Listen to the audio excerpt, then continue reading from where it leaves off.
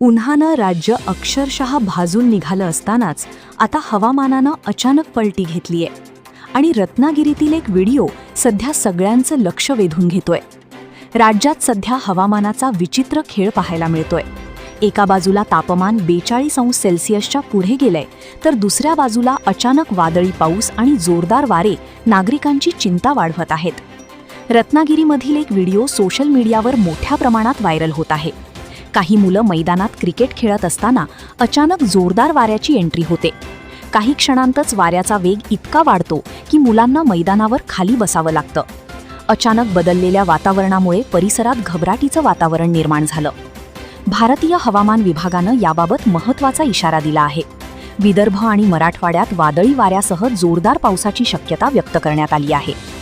अनेक जिल्ह्यांमध्ये yellow alert जारी करण्यात आला असून नागरिकांनी सतर्क राहण्याचं आवाहन केलं गेलंय.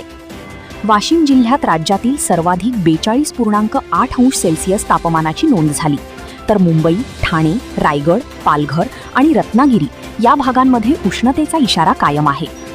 दुसरीकडे सिंधुदुर्ग जिल्ह्यात सलग तिसऱ्या दिवशी पावसानं जोरदार हजेरी लावली. विजांच्या कडकडाटात